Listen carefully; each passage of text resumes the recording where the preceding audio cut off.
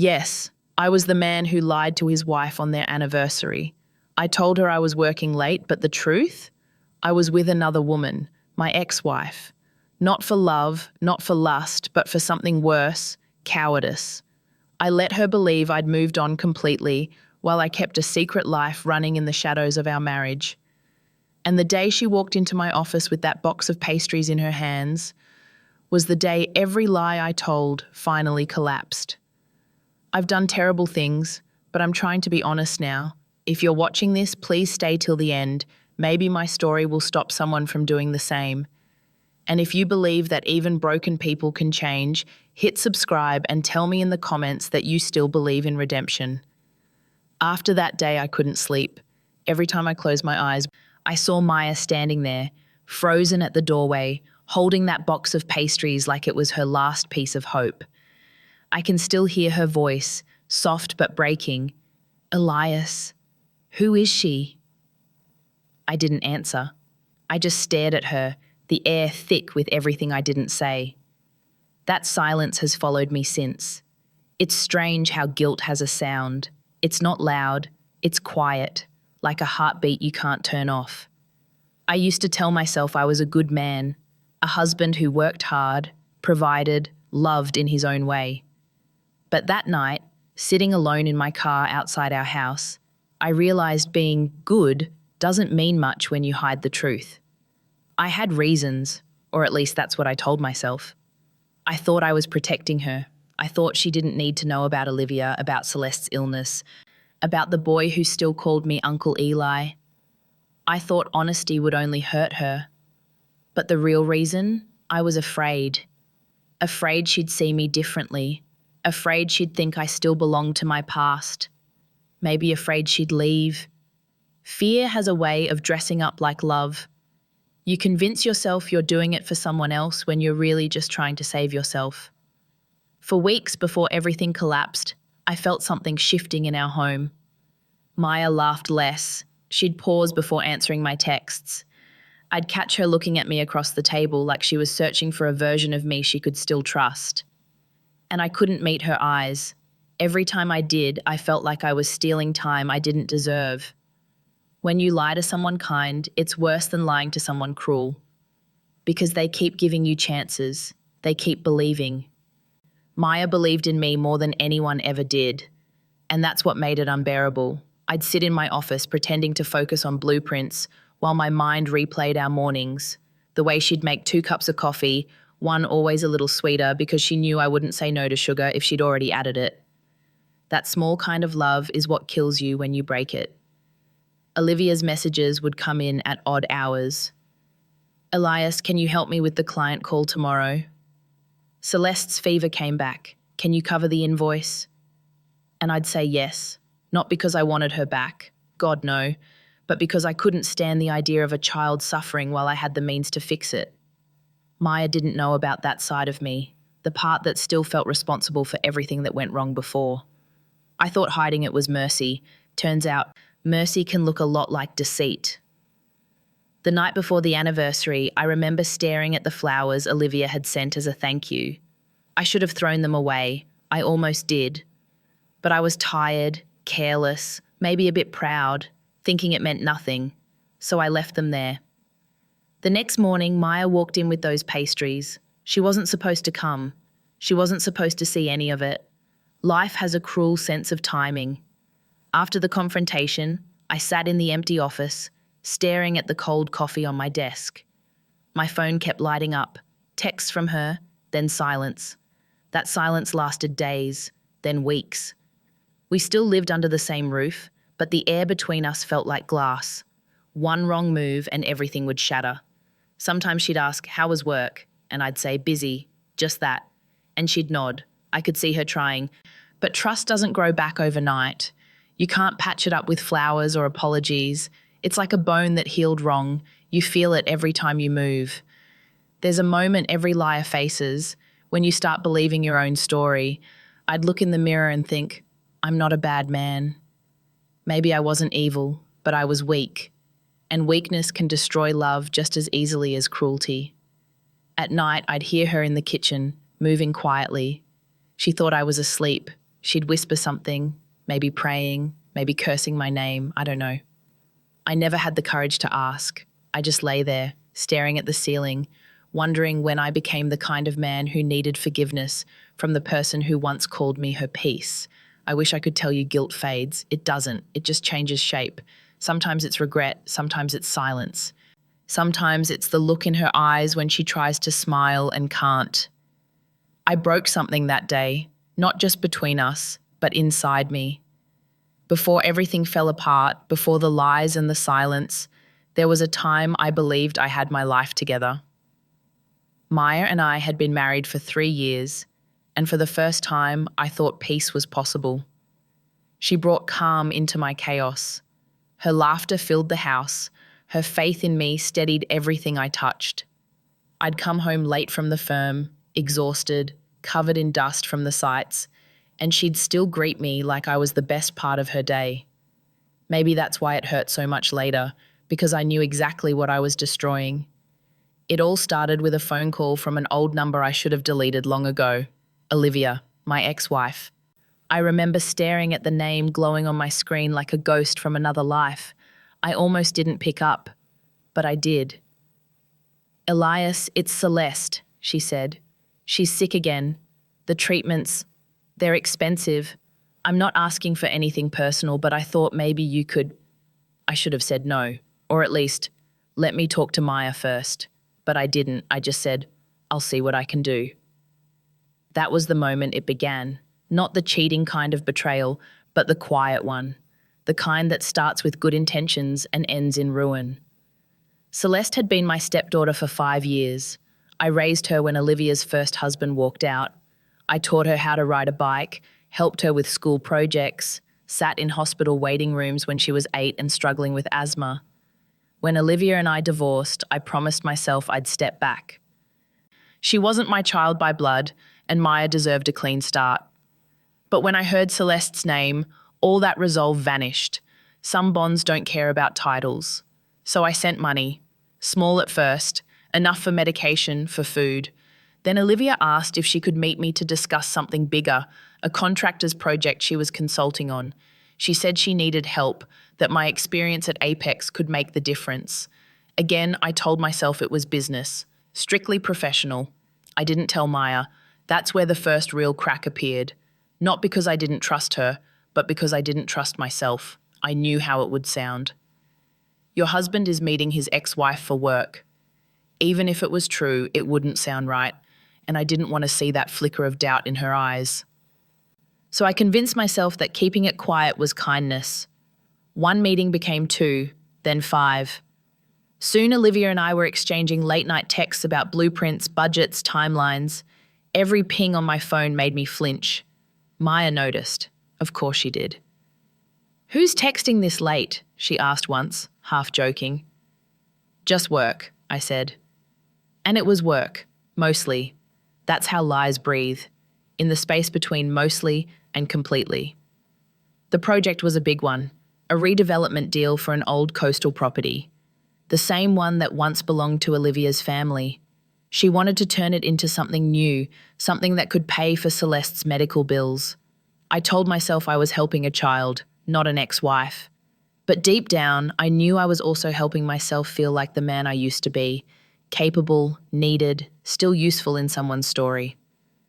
The truth is, I missed that version of me.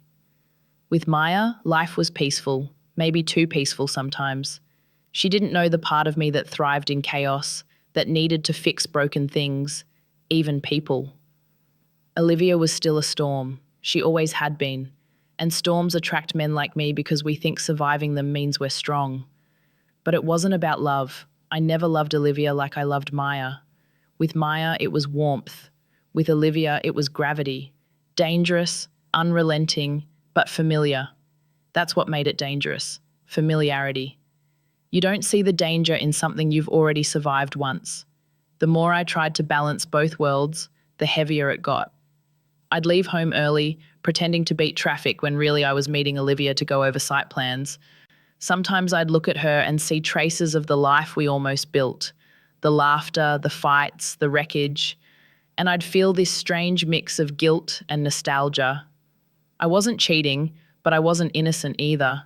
Each time I came home, Maya's voice would pull me back. "Dinner's getting cold," she'd say, smiling, not knowing how much I didn't deserve that smile. I'd kiss her forehead and tell myself, "Tomorrow, I'll tell her everything." But tomorrow never came. It never does for men like me, men who keep choosing peace over truth until peace turns into silence. It didn't take long before the web started to spin around me. I thought I could control it, manage every lie like another project at work, neat, compartmentalized, efficient. But emotions aren't blueprints. They bleed into everything. I started double-checking my phone before going home, deleting messages, rehearsing answers in my head. I told myself it was temporary, just until Celeste's treatment was done, just until the project wrapped up. But just until has no end date when guilt is your clock. At the office, people started noticing. My assistant once joked, "Boss, your ex has better timing than your wife." I laughed it off, but inside I froze. I realized people saw things I pretended weren't visible. Even the security guard at the entrance, the one who later called Olivia my wife, must have picked up on something in how we spoke, how we walked together. That was my fault. I blurred the lines until they didn't exist. There was one afternoon I remember too clearly. Maya had texted me, "Dinner at 7, I made your favorite." I looked at the message, smiled, and then Olivia called. "Elias, can you drop by? Max's science project fell apart and I don't know how to fix it." Max, Celeste's little brother. I told myself it'd only take 30 minutes. It took 3 hours. I missed dinner. When I walked in, Maya was sitting by the window, plate untouched, candles burnt out. She didn't yell. She just looked up and said, "You okay?" That kindness felt like a knife. She had no idea where I'd been, and I used that ignorance as a shield. I kissed her forehead, said, "Work emergency." She nodded, believing me, and I went to the shower so she wouldn't see me shaking. That night, I stared at my reflection and thought, if I tell her now, she'll forgive me. But I didn't. Because forgiveness means exposure, and I was still too proud to bleed. There's this strange thing about secrets. They make you feel both powerful and pathetic. You think you're protecting people, but what you're really doing is feeding your own ego. I liked being the savior again. The man who could fix a child's project, who could handle crises, who could still matter. I told myself I was being selfless, but every act of helping Olivia was a thread in the web I was weaving, and eventually I couldn't tell which part of me was genuine and which was guilt. Maya started asking more questions. "You've been distracted lately. You smell like paint. You're working weekends now?" I had answers for everything. Too quick, too neat. That's how she knew something was off. Love makes people observant. I think she wanted to believe me, but she also wanted to believe her intuition. Both couldn't be true. Then came the flowers. Olivia had them sent as a thank you, a bright mix of lilies and daisies, her usual choice. They arrived at my office on a Friday morning. I meant to throw them away, but one of the clients saw them and said, "Nice touch. Your wife must really love you." I smiled, corrected nothing. I don't even know why. Maybe because for a second it felt good to still be seen as loved by someone. Anyone. That's how pathetic I had become. That single moment, that lazy decision not to clarify, set everything else in motion. When the guard later called Olivia Mrs. Hayes, I didn't correct him either. I laughed it off. That laughter would cost me my marriage. The worst part, I still thought I was doing the right thing. I told myself I'd tell Maya after the project was over, after Celeste was stable. I even planned it out in my head. We'd go on a weekend trip. I'd confess everything, she'd cry. I'd promise to never hide anything again. A clean ending to a dirty story. But life doesn't wait for your perfect timing. It rips the curtain down when you least expect it. Sometimes at night, when Maya fell asleep beside me, I'd whisper apologies she couldn't hear. "I'm sorry, just a little longer." As if saying it softly could erase the noise of what I was doing. I started sleeping less, eating less. My body was still in our marriage, but my mind was scattered across every lie I told to hold it together. People think betrayal happens in a single act, one decision, one kiss, one secret. But the truth is, it's a slow build, brick by brick, excuse by excuse. By the time you realize you've built a wall, the person you love is already on the other side. The week before everything fell apart, I could feel the storm coming. Not in any dramatic way, no shouting, no slammed doors, just a silence that hummed through the house like a warning. Maya had stopped asking where I was. That's when I knew she didn't believe me anymore. When someone stops asking questions, it's because the answers have already broken them. I'd come home and find her sitting on the couch, scrolling her phone, pretending to read. I'd ask, "Long day?" and she'd nod, not looking up. The air between us was polite, careful, rehearsed. Two actors reading lines from a script we didn't believe in anymore. One night, she left a plate on the table, pasta, her usual comfort food. I came home late, as always, and she said, "You work too much, Eli." Just that, quiet, almost kind. I wanted to tell her everything right then. The words even made it to my throat. But then she smiled, soft and tired, and said, "You're trying your best, I know." That broke me more than anger ever could. How do you confess to someone who still sees the best in you when you know you've buried it? That same week, Olivia called again. "Elias, the contractor's threatening to pull out unless we confirm by tomorrow." Her voice was shaking. "If we lose this deal, I'll lose everything." I didn't even hesitate. "I'll handle it." That's what I always said. I'll handle it. Like some hero cleaning up a mess no one asked me to fix. I told myself I was doing it for the child, for closure, for redemption, anything but what it really was, ego wrapped in guilt. The next morning, Maya noticed the dark circles under my eyes. "You're burning yourself out," she said, pouring me coffee. "Maybe you should take a day off." I smiled, pretending to agree. "Soon," I said. She kissed my cheek and whispered, "Don't disappear on me." I still remember that line, "Don't disappear on me." It wasn't a request. It was a warning disguised as love. And I ignored it. At work, everything blurred together. Meetings, deadlines, late-night calls. Olivia and I were constantly in touch, trying to save that project. Somewhere along the way, she started thanking me too often, using words that carried history. "I don't know what I'd do without you."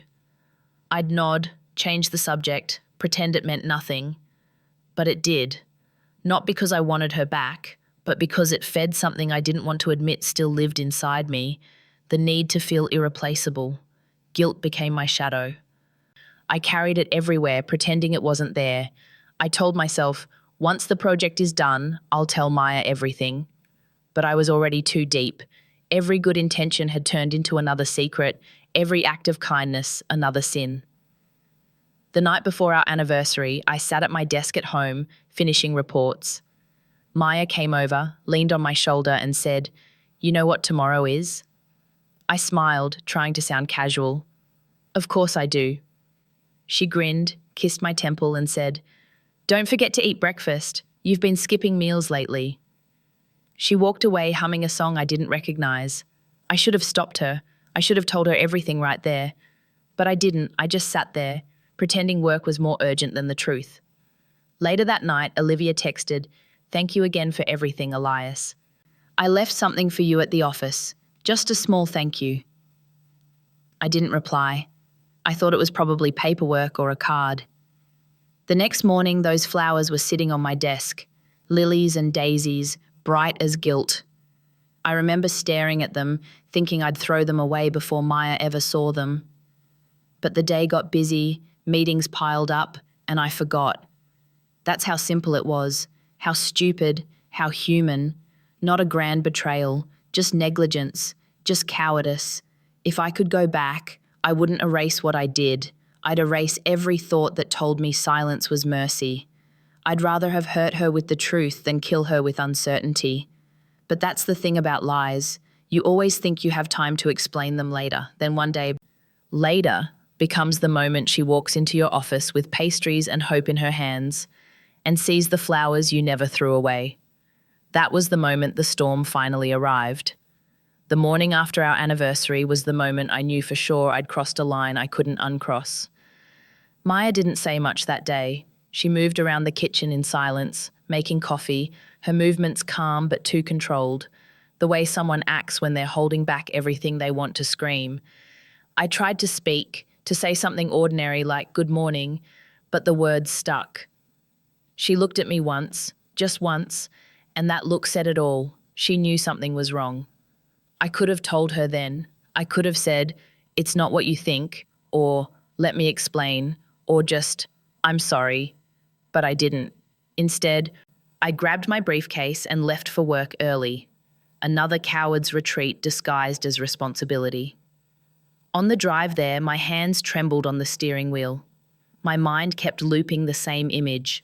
Maya standing in the doorway, the box of pastries in her hands, her eyes wide with disbelief. The image burned into me like a scar. Still, I convinced myself there was time to fix it, to clean up the mess before she pieced it all together. That's how denial works. It turns guilt into strategy. When I got to the office, the flowers were still there. Their scent made me sick. I wanted to throw them out, but part of me couldn't. Maybe I wanted to suffer. Maybe I thought keeping them there was some form of self-punishment, a reminder of how small the lie had started. I stared at them for a long time before moving them into the trash, pressing the petals down like I was burying something alive. Then Olivia called. Her timing was always perfect in the worst way. "Elias, are you okay?" she asked. "You sound off." "I'm fine," I lied. "You sure? You don't sound fine." "I said I'm fine, Olivia." I could hear the defensiveness in my own voice. She went quiet for a moment. Then softly she said, "I didn't mean to make things worse for you." That line hit me harder than I expected, because she had, and it wasn't her fault. It was mine. She didn't ask me to hide things. She didn't tell the guard to call her Mrs. Hayes. I let those moments happen. I chose to protect the illusion because it was easier than facing the truth. That afternoon, I sat through meetings like a ghost. People talked, plans were made, and I nodded at all the right times. But my head was somewhere else, home. Maya hadn't texted once. Normally she'd send something, a meme, a reminder, a heart, nothing. That silence felt heavier than any argument. By lunchtime, I told myself I'd fix it that evening. I'd go home early, bring dinner, explain everything from the start, Celeste's illness, the money, the project. I even rehearsed how I'd say it. Calm, measured, remorseful.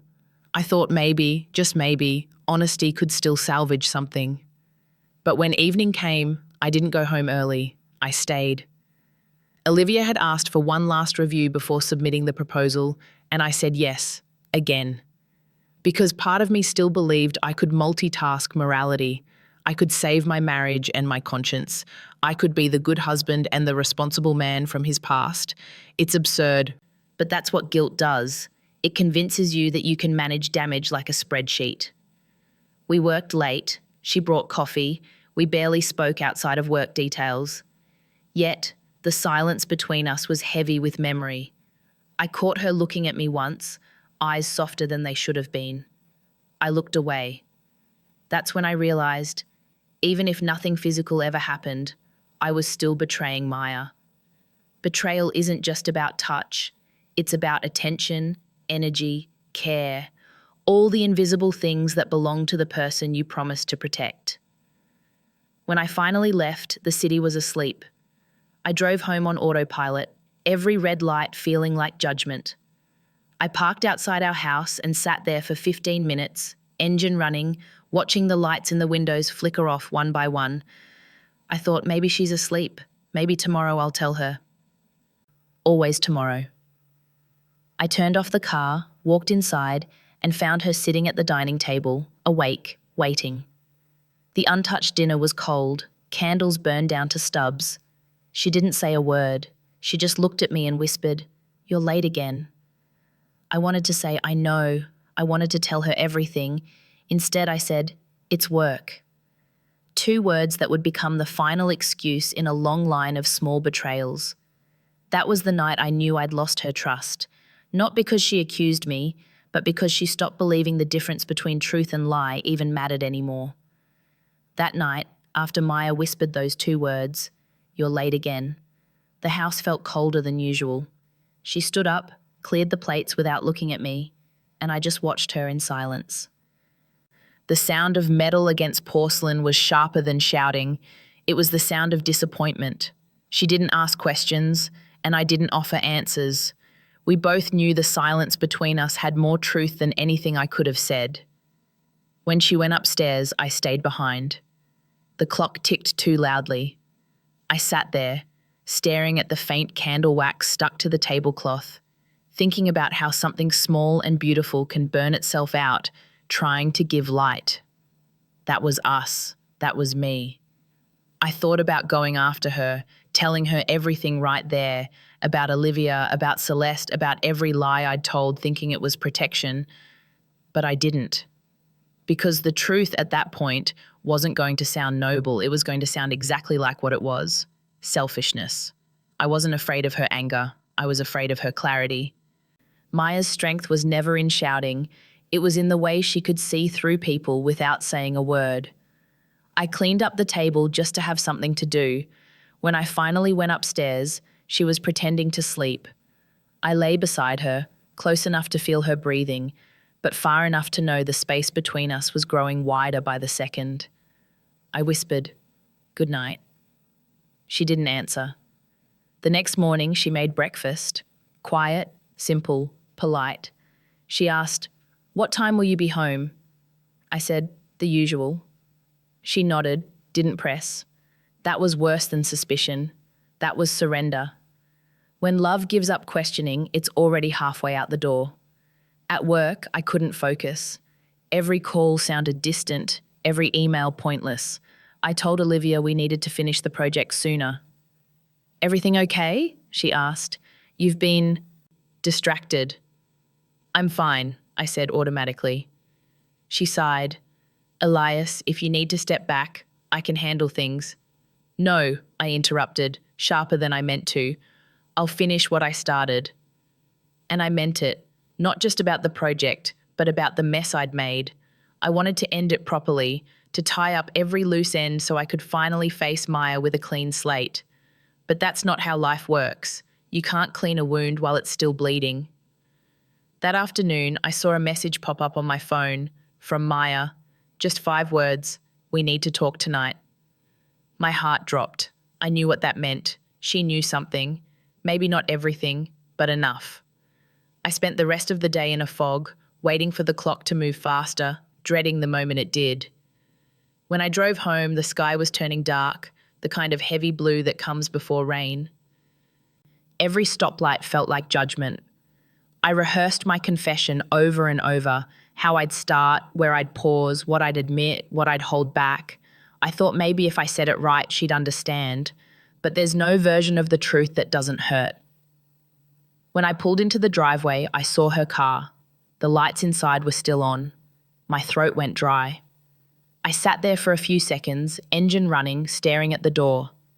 The truth was right there, waiting for me on the other side, and I couldn't move. Then my phone buzzed. It was Olivia again, a single message. "Thank you, Elias. I couldn't have done this without you." The worst possible timing. I didn't reply.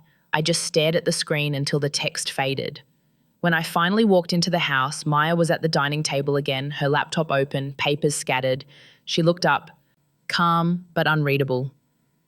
"We need to talk," she said softly. I nodded. "I know." "Then talk," she said. I opened my mouth, but the words tangled in my throat. I wanted to tell her everything, but all that came out was, "I'm sorry." "For what?" she asked, voice steady. "For not being honest," I said. Her eyes filled, but she didn't cry. "Not being honest about what, Elias?" I froze. That was the moment, the last exit before the crash. And I missed it. I told her another half-truth, one last attempt to buy time I didn't deserve. About work, about being too busy. She looked at me like she was seeing a stranger. "I hope one day, when you finally tell the truth, It won't be too late. She walked upstairs, leaving me alone with the echo of her footsteps, and every lie I'd ever told ringing in my ears. That was the night the truth waited outside our marriage, and I was too afraid to open the door. After that night, everything between Maya and me became quiet. Not peaceful, just silent in the way broken glass lies still before someone steps on it. We spoke less, and when we did, it was about things that didn't matter. Bills, groceries, errands. Our sentences got shorter, our laughter rarer. It's strange how a marriage doesn't end with a fight. It ends with an echo. I tried to carry on like nothing had changed. I went to work, I smiled in meetings, I even started coming home earlier. But the house felt different, colder, emptier, like the walls had learned our secrets. Maya didn't wait up for me anymore. She'd be in the bedroom, lights off, pretending to sleep. I'd sit at the edge of the bed, staring at her silhouette, wondering if she could hear my heart pounding. I wanted to reach out, to touch her shoulder, to say something simple like, "I'm sorry," but guilt makes you clumsy. Every time I tried, I ended up saying nothing. One evening, I came home to find a small box on the kitchen counter. Inside were the receipts I'd thought I'd hidden, transfers, invoices, payments to Olivia's firm. Maya was sitting at the table, her hands folded, eyes calm but sharp. "You forgot to delete your emails," she said quietly. I froze. My mouth went dry. "Maya, I can explain." "I don't want an explanation," she interrupted, voice steady. "I just want the truth." And there it was, the moment I'd been avoiding since the first lie. I could have told her everything. I could have said, "Yes, I helped Olivia because her daughter is sick," or "I was scared you'd misunderstand." But the truth wasn't about money or projects. It was about the 1,000 little choices that brought us there. And saying that out loud would have destroyed me. So instead, I chose the coward's version of honesty, the half-truth. "It's just work, Maya. I didn't want to worry you." She stared at me for a long time, her eyes full of exhaustion rather than anger. "You really think I'm that fragile?" she asked. "No," I said quietly. "I think I'm the fragile one." That was the closest I came to telling her the truth that night. She stood up, walked past me, and whispered, "You don't have to protect me, Elias. You just have to respect me." The next morning, she didn't make coffee. The mug that used to sit beside mine was gone. That small emptiness hit harder than any confrontation. At work, I couldn't concentrate. Olivia noticed. "Elias, you look like you haven't slept in days," she said. "I'm fine," I muttered. She sighed. "You've done enough. Let me handle things for a while." But I couldn't stop. Work became the only place I still felt like I had control. At home, I was the villain. At the office, I could still pretend to be the man who solved problems. One day, I found myself staring out of my office window, wondering how I'd become this, a man split between guilt and habit. I realized that my silence had turned into its own language. Maya didn't ask questions anymore, and I didn't offer answers. We existed like co-workers sharing a house built on old promises. The real punishment wasn't her distance, it was her kindness. She didn't yell, didn't throw accusations. She still left food for me in the fridge, still washed my clothes, still said goodnight before turning off the light. But every act of care felt like a mirror reflecting how unworthy I'd become. One night I came home later than usual, and she was sitting on the porch, wrapped in a blanket. "I waited for you," she said softly. "I got caught up at work," I lied again. She nodded. "Of course." Then she looked at me and asked, "Do you still love me, Elias?" The question broke something inside me. Because I did. I loved her deeply. But love doesn't excuse what I'd done. It doesn't erase lies. It doesn't make silence noble. I wanted to say yes. I wanted to say it 1,000 times. But all that came out was, "I don't know how to prove it anymore." She smiled sadly. "Maybe you can't." She stood up, kissed my cheek, and went inside. That kiss felt final, like a full stop at the end of a long, unfinished sentence. That night, I sat on the porch until dawn, watching the sky change color. I thought about how many chances I'd had to be honest, how many times she'd left the door open for the truth, and I'd chosen to close it myself. I realized something cruel about lies. They don't just protect you from others, they protect you from seeing who you've become. The next morning, she left early for work without saying goodbye. I watched her car disappear down the street and knew that whatever we were, whatever we'd built, was slowly falling apart. Not with thunder or rage, but with quiet resignation. That's when it hit me. The collapse I feared had already happened. I was just the last one to admit it. After Maya stopped asking where I'd been, I started asking myself the same question. Where had I been? Not physically, but in spirit. Somewhere between who I was and who I became, I'd lost the version of me she married. Days turned into routines we both performed out of muscle memory. We still shared the same bed, the same meals, but not the same life. We moved like ghosts around each other, polite, functional, invisible. Every good morning sounded like a favor. Every good night felt like a ritual for the dead. I tried to fix things the only way I knew how, by working harder. I started bringing home gifts, small ones at first, flowers, her favorite tea, a book she mentioned once. She'd smile, thank me, then set them aside untouched. The more I tried to buy normalcy, the more obvious it became that I was paying for silence. One evening, I cooked dinner, something I hadn't done in months. When she walked in, I said, "I thought I'd surprise you." She stared at the table for a long moment before answering, "You already did, Elias. Once was enough." Her words were calm, but they hit like a confession. There's a kind of honesty that doesn't need to shout. It just stands there, unshakable. After that, I stopped trying to impress her and started trying to understand her distance. I noticed the way she avoided sitting too close, the way her eyes lingered on her phone during our dinners. Once, she laughed at a message and quickly locked her screen. I didn't ask who it was, not because I didn't care, but because I didn't think I had the right to anymore. Every night, I'd lie awake and listen to her breathing, wondering if she was asleep or pretending like I used to. The irony wasn't lost on me. I used to keep secrets to protect her from pain, and now I was the one being protected from a truth I wasn't ready to face. She was slipping away. At work, even the air felt heavier. People whispered when I passed. I didn't care about gossip before, but now every whisper sounded like judgment.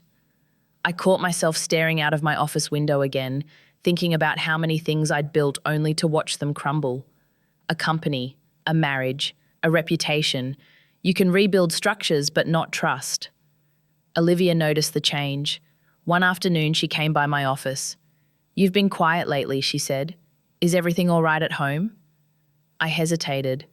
"It's complicated." She nodded slowly. "Because of all this?" She gestured to the project files on my desk. "No," I said. "Because of me." That was the first honest thing I'd said in months. She looked at me with something like pity. "Elias, maybe it's time to let go. You can't keep fixing everyone else's world if yours is falling apart." "I know," I said, though I didn't. Letting go sounded easy when you weren't the one who broke something irreplaceable. That night, I came home to an empty house. The lights were off, the rooms too quiet. On the table was a note, not a letter, just a note. "Went to visit Mum. Be back Sunday. No heart, no nickname, just words." It shouldn't have hurt as much as it did, but it felt like a preview of absence. I sat there reading that note over and over and realised I didn't even know which hurt more, her leaving for a weekend or the possibility that she might not come back at all. I tried calling her, but she didn't pick up. I left a voicemail. "Maya, I know I've failed you. I know I've been selfish, but please just come home. We can talk. I'll tell you everything." When she didn't answer, I went outside and stood in the cold, staring at the road she'd taken. That's when I finally understood what loneliness really is. Not the absence of someone's body, but the absence of their trust. The next morning, I went through our home like a stranger. I found traces of her everywhere. her perfume on the pillow, a hair tie on the nightstand, her handwriting on sticky notes. Buy milk, call mum, don't forget dinner Friday. Ordinary words that suddenly felt like relics from another lifetime. I sat on the edge of the bed and whispered to the empty room, "You're right, Maya. You didn't need me to protect you. You needed me to be honest." That weekend, I didn't sleep. I kept rehearsing what I'd say when she came back. Every sentence started with, "I should have told you," and ended with, "I'm sorry." But deep down, I knew apologies wouldn't fix this. You can't rebuild something that never stopped breaking. By Sunday night, she still hadn't come home. I checked my phone again. No calls, no messages, just silence. I sat by the window, watching the headlights pass, each one a hope that wasn't hers. That's when I realized I wasn't waiting for her forgiveness anymore. I was waiting for my punishment. Maya didn't come home that Sunday. Or Monday. By Tuesday, the house no longer smelled like her perfume.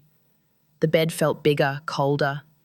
I kept turning toward her side every morning, half expecting her to be there, pretending to sleep like before. But the pillow stayed untouched. I'd lost count of how many times I picked up my phone just to stare at her name on the screen without the courage to call again. At first, I told myself she just needed space, a few days to clear her head, but deep down, I knew she wasn't clearing anything. She was deciding if I was worth forgiving, deciding if love was enough to survive deceit. The longer she stayed away, the louder the house became. Every creak, every hum of the refrigerator sounded like an accusation. I started sleeping in the living room, the couch becoming my punishment. I stopped turning on the lights at night because the shadows felt more honest than the man I saw in the mirror. At work, I went through the motions. I showed up, answered questions, signed contracts, all while pretending my world wasn't falling apart. But people could tell. One afternoon, my colleague Marcus stopped by and said, "Man, you look like you haven't seen the sun in days." I forced a laugh. "Just busy." He hesitated before saying quietly, "Don't let work make you forget your life." I wanted to tell him it wasn't work doing the forgetting, it was me. Even Olivia noticed the emptiness. When she came to drop off some documents, she looked at me and said, "Elias, you should go home early." I almost laughed at the irony.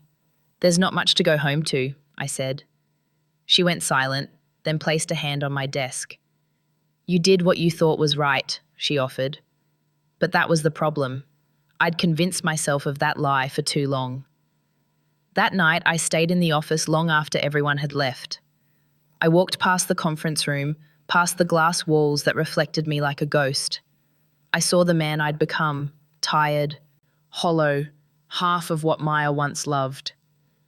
I sat at my desk, staring at a photo of us from our second anniversary. She was smiling. I was looking at her, both of us unaware of how fragile that happiness was. I whispered to the photo, "I ruined this, didn't I?" My phone buzzed. For a second, my heart jumped. Her name. But it wasn't a call. It was a message. "I need more time." Just 4 words. No greeting. No promise. I read it over and over until the words blurred. More time. I'd spent months begging for that without realizing that time was never the problem. Truth was, the days after that blurred together. I stopped hearing music in the car. Food lost its taste. Even the air felt heavier. I tried writing her letters I never sent, pages filled with apologies that couldn't change anything. I wrote things like, "I didn't cheat on you, but I betrayed you anyway. I lied to protect myself, not you. I thought silence was mercy, but it was just cowardice. I tore most of them up." Words felt too small for the damage I'd done. One night, I drove by her mother's house. The lights were on. I sat across the street in my car, engine off, watching the faint shadow of Maya move past the curtains. I could have gone to the door, knocked, begged. But what would I say? I'm still the man you loved, just not the man you can trust? No. She deserved peace, not another storm. So I stayed there, in the dark, whispering the apology she'd never hear. "You were right. You didn't need saving. I did." When I got home, the house felt smaller. I opened the fridge and saw the container of soup she'd made the week before she left. Untouched, molded, forgotten. I threw it away, and it felt like throwing away the last piece of our life together. That night, I found myself praying, something I hadn't done in years. I didn't ask for her to come back. I asked for the strength to face her if she didn't. I asked for the courage to stop hiding behind good intentions. It's strange. Losing someone you love doesn't happen all at once. It happens in stages, the silence, the absence, the acceptance. You start by missing their voice, then their smell, then the way they used to say your name. And finally, you miss the person you used to be when they still believed in you. By the end of that week, I stopped expecting her return. Instead, I started learning how to sit with my guilt. I cleaned the house, did the laundry, kept things the way she liked them, as if maintaining the order she created would somehow keep her spirit close. Every night before bed, I whispered, "Good night, Maya," to an empty room. It wasn't hope, it was habit. And habits are what remain when love leaves but guilt stays. I used to think the worst thing that could happen to me was losing her. I was wrong. The worst thing was realizing that she lost me long before she walked out the door. It happened on a Wednesday. Ordinary days are dangerous like that. They don't warn you when they're about to change everything. I was at the office halfway through a meeting when my assistant said, "Your wife's here to see you." My heart stopped. Maya hadn't been there in weeks. I stood up too fast, knocking over my pen. "Send her in," I said, my voice trembling despite my effort to sound calm. When she walked in, she looked different. Not angry, not broken, just calm. The kind of calm that comes after you've decided something final. She was holding a folder in one hand, her wedding ring in the other. "Elias," she said softly, "we need to talk." The room went silent. I could feel every pair of eyes turn toward us. "Can we?" I started, motioning toward my office. She nodded and followed. The door clicked shut behind us. She placed the folder on my desk. Inside were copies of the bank transfers, project invoices, screenshots of messages between me and Olivia, everything I thought I'd hidden or deleted. She had it all. "How long?" she asked quietly. I opened my mouth, but the words refused to come. She looked straight at me. "How long have you been lying to me?" "Maya," I said, my throat dry. "Please, let me explain." "Explain what? That you were helping your ex-wife behind my back? That you sent her money? That you let people think she was still your wife?" Her voice didn't rise. It stayed calm, which made every word cut deeper. "It wasn't like that," I said. "It was about her daughter, Celeste. She's sick. I was trying to help." "And you couldn't tell me that?" "I didn't want to hurt you," I said. And the moment the words left my mouth, I heard how pathetic they sounded. She shook her head slowly. "You didn't want to hurt me, so you lied to me." She let out a short, bitter laugh. "That's not protection, Elias. That's control." I didn't know what to say, because she was right. I hadn't been protecting her. I'd been protecting myself from her disappointment, from the risk of being seen as weak or foolish. She leaned against the desk, staring at the photo of us that still sat in its frame. "You know what's funny?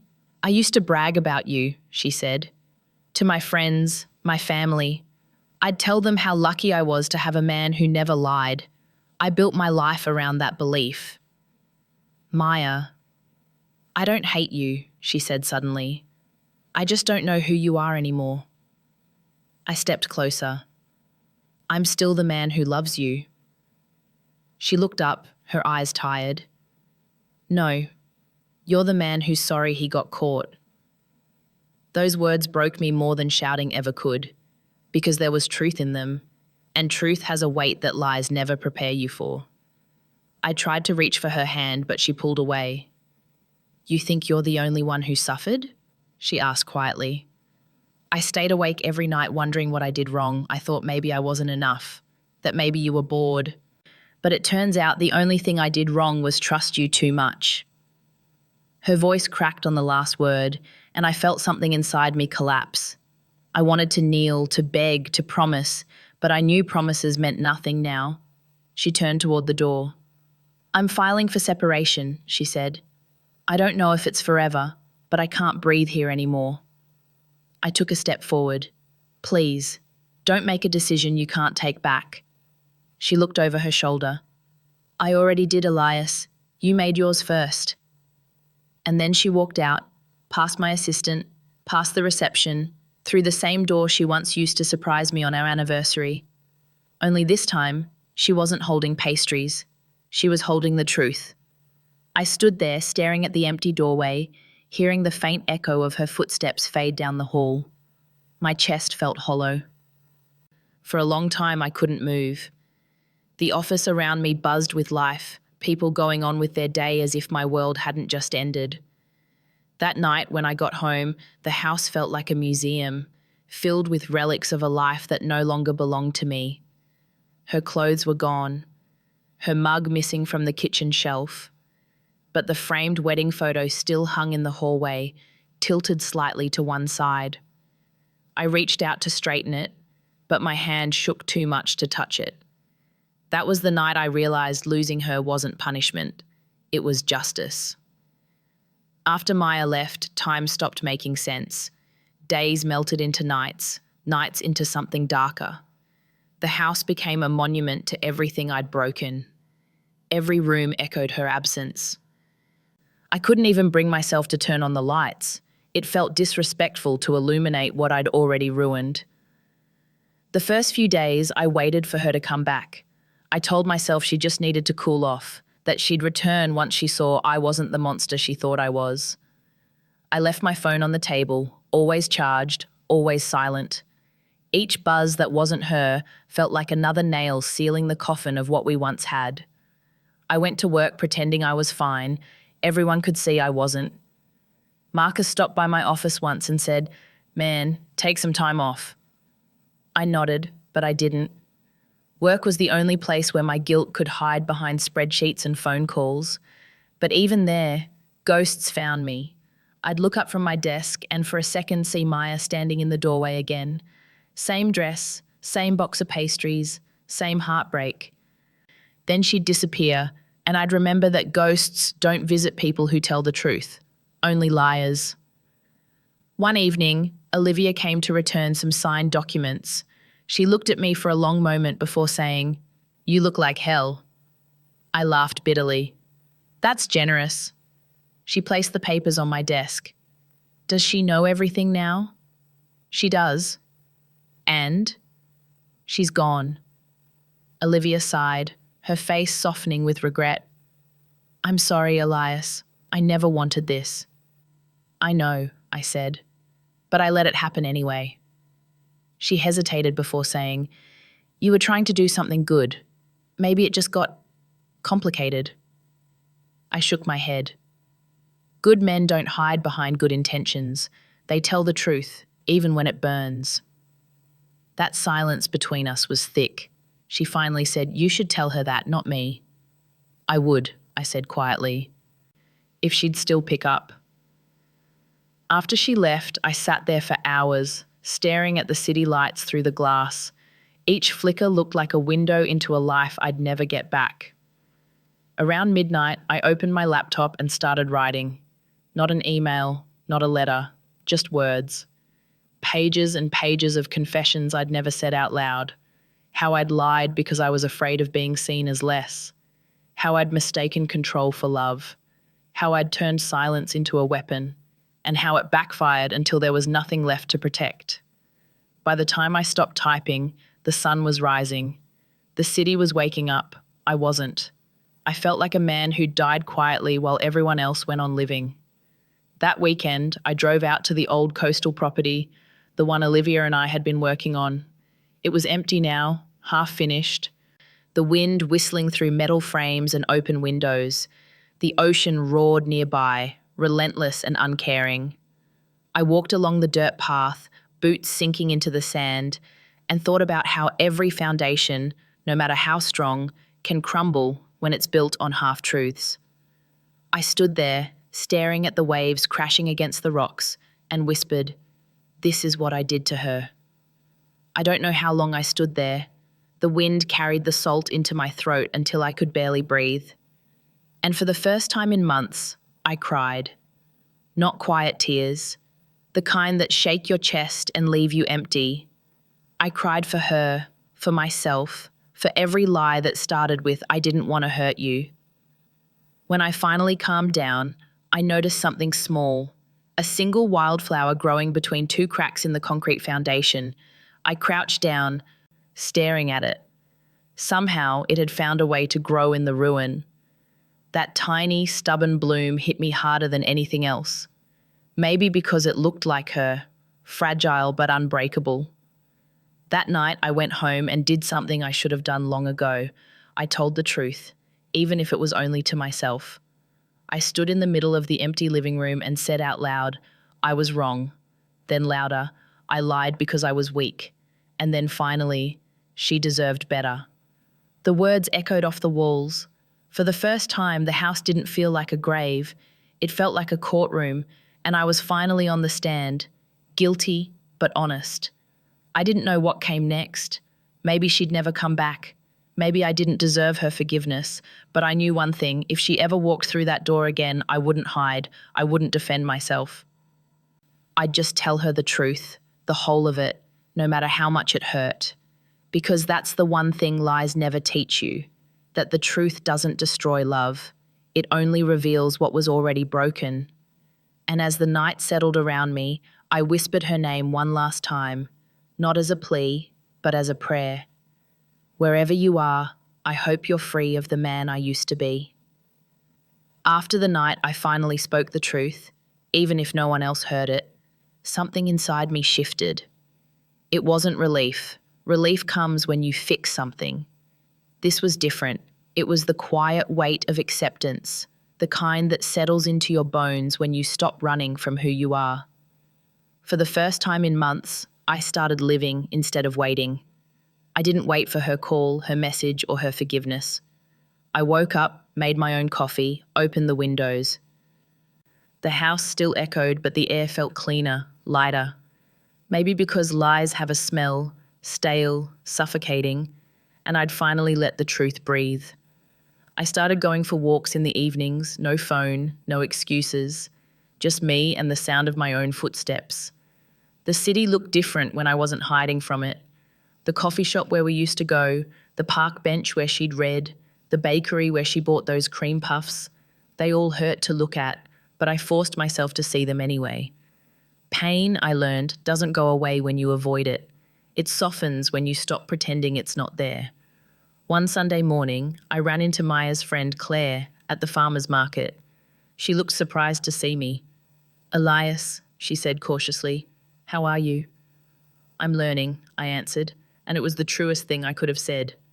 She studied me for a moment before nodding. "She's doing okay," she said gently. "Staying with her mom for now, working again, taking things slow." I smiled, not out of joy, but out of gratitude. "That's good," I said. "She deserves peace." Claire hesitated. "She said you never meant to hurt her, just that you didn't know how to be honest." That sentence followed me home like a shadow. Didn't know how to be honest. It sounded simple, but it wasn't. Honesty isn't just about not lying. It's about letting someone see the parts of you that scare even you. And I'd never done that, not with her, not with anyone.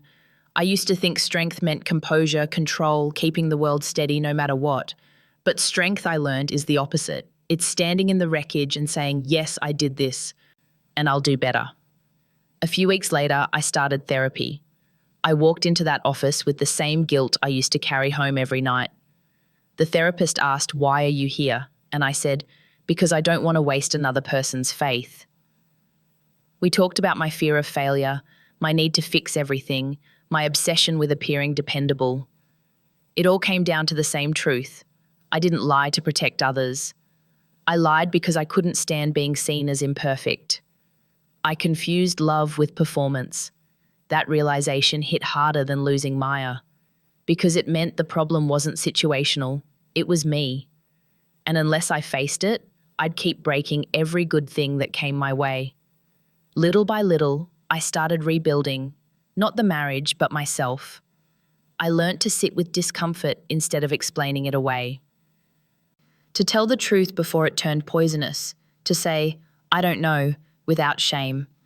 One evening, months later, I received an envelope in the mail. No return address, just my name in her handwriting. My hands shook as I opened it. Inside was a single sheet of paper. I heard you started therapy. I'm glad. I'm not angry anymore. I just hope you're being kind to yourself. I don't know what the future holds, but I'm not wishing against you. Maya. I read that letter a dozen times. It wasn't forgiveness. It wasn't reconciliation. But it was grace. And sometimes, grace is the only closure you get. That night, I lit a candle in the kitchen, the way she used to. I placed her letter beside it and whispered, "Thank you." I didn't cry this time. The tears had already done their job. What I felt was quieter, like forgiveness, but for myself. I kept the ring she left behind, not as a symbol of failure, but as a reminder of what honesty costs and what it's worth. Every time I look at it, I think of all the moments I could have chosen truth and didn't. And then I remind myself that I can choose it now. Some people think redemption is about winning someone back. It's not. Redemption is learning to live in a way that would make them proud if they ever looked your way again. So I do small things differently. I answer texts right away. I tell the truth, even when it's awkward. I admit when I'm scared, when I'm tired, when I'm not okay. It sounds simple, but it's revolutionary once you've spent years lying for comfort. Sometimes, when I pass the old office building, I still see her in my mind, standing there in that sea green dress, holding the box of pastries, her eyes wide with disbelief. That memory used to destroy me. Now it keeps me honest, because I never want to see that look on someone's face again, not because of me. If she ever watches this, I hope she knows I finally understand what she tried to teach me. That love isn't about shielding someone from pain.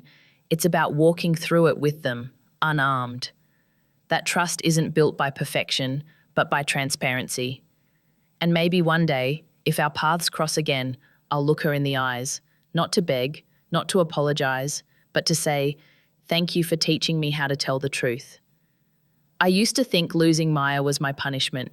Now I know it was my lesson. You can't lie your way into keeping something real. You can only tell the truth and accept what it costs. Some nights I still catch myself setting out 2 cups of coffee, one for me, one for the ghost of who I was. Then I stop, smile, and pour one back. I don't live for ghosts anymore. I live for the man I'm trying to become, the one who tells the truth, even when it trembles out of him. People ask if I'd do things differently if I had the chance. I would, not because I want the same ending, but because I'd want her to remember me as someone brave enough to be honest. That's all I ever owed her. That's all any of us owe the people we love. So if you're listening to this and you're holding something back, a secret, a lie, a half-truth you keep calling protection, tell it. Tell it now, while you still can, because silence doesn't save anyone. It just delays the heartbreak. I can't change what I did, but I can choose what kind of man I am from here. And maybe, if there's any mercy left in this world, that will be enough. Sometimes when I walk past the old places, the park bench, the bakery, the corner she used to wait at, I still feel her there. Not as pain, but as a reminder. A quiet voice that says, "Be honest this time." And I listen. Every single day I listen. Because the truth doesn't erase what you've done. It just lets you live with it and still walk forward. And that, I've learnt, is what redemption really means. If this story made you pause, don't just scroll away. Think about the person who still believes you without asking questions. Text them, call them, tell them something true tonight, because trust doesn't break in a moment. It fades, one silence at a time. And if you've been silent for too long, this is your sign to speak. Leave a comment if you've ever wished you'd told the truth sooner. And if you believe people can change, stay till the next story. You'll understand why.